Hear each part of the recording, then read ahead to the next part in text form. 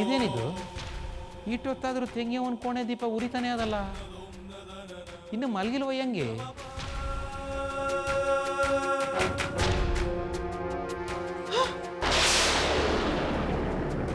ನೀನಾ?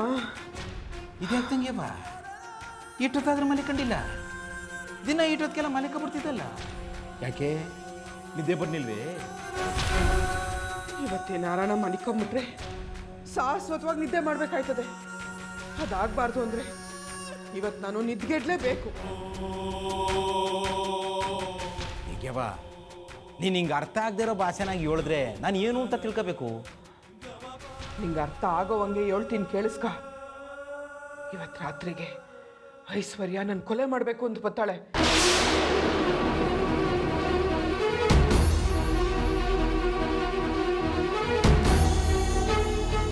ಏನು ತಂಗಿಯವ್ವ ನೀನು ಹೇಳ್ತಿರೋದು? ಅಲ್ಲಿ ಗಂಟ ಮುಂದುವರೆದು ಬಿಟ್ಟವಳ? ಸರ್ವೋಯ್ತು ಬಿಡು, ಜನಗಳ ಮುಂದೆ ನಿನಗೆ ತಲೆ ಕೆಟ್ಟೋಗದೆ ಅಂತ ಹೇಳ್ಸಿ ಈಗ ನೀನು ಪಿರಾಣ ತೆಗಿಯೋಕ್ಕೆ ನಿಂತವಳೆ ಅಂದರೆ ಈ ಚೋಟ್ ಮೆಣಸಿನ್ಕಾಯ್ದು ಸಾನೇ ಉದ್ದ ಆಗೋಯ್ತು.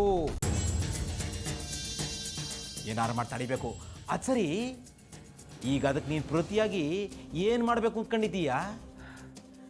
ಯುದ್ಧ ಕಾಲದಾಗೆ ಶಸ್ತ್ರಾಭ್ಯಾಸ ಮಾಡಕ್ಕೆ ಹೋಯ್ತೀನಿ ಅಂದರೆ ನಾನು ದಡ್ಡಿ ಅಂತ ಒಪ್ಕೋಬೇಕಾದ್ದೆ.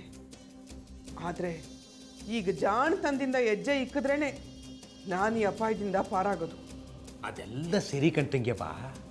ಅವಳು ನಿನ್ನ ಪಿರಾಣಕ್ಕೆ ಇವತ್ತು ರಾತ್ರಿಕೇನೆ ಮುಹೂರ್ತ ಇಕ್ಕವಳೆ ಅಂದ್ಮ್ಯಾಕೆ ಅದೇನು ಜಾಣ್ತಾನ ಉಪಯೋಗಿಸಿ ಬಚಾವಾದಿಯಾ ಅಂತೀನಿ. ಅವಳು ಚಾಪೆ ಕೆಳಗೆ ತೂರಿದ್ರೆ ನಾನು ರಂಗೋಲಿ ಕೆಳಗೆ ತೂರೋ ಚಾಲಾಕಿ. ಐಶ್ವರ್ಯ ನನ್ನ ಪಿರಾಣ ತೆಗಿಬೇಕು ಅಂದ್ಕೊಂಡವಳೆ ಅನ್ನೋದನ್ನ ನಾನು ರಂಗೇಗೌಡನ ಕಿವಿನಾಗೆ ಊದ್ಬಿಟ್ಟಿವ್ನಿ. ಅವನು ಹೆಂಗಾನ ಮಾಡಿ ಅವಳನ್ನ ಕಟ್ಟಾಕಿ ಇವತ್ತು ರಾತ್ರಿ ನನ್ನ ಕ್ವಾಣೆ ಕಡೆಗೆ ಬರದೇ ಇರೋಂಗೆ ತಡೆದೇ ತಡಿತಾನೆ. ಇದು ಒಂದು ರಾತ್ರಿ ಹೆಂಗೋ ಕಳೆದ್ಬಿಟ್ರು ಸಾಕು. ನಾಳೆ ಒತ್ತಾರಕ್ಕೇನೆ ನನ್ನ ಕೊಲ್ಲಬೇಕು ಅಂದ್ಕೊಂಡಿರೋ ಅವಳಿಗೆ ಮುಹೂರ್ತ ಮಡಗಿ ನೇರವಾಗಿ ನರಕಕ್ಕೆ ಕಳಿಸ್ಬಿಡ್ತೀನಿ.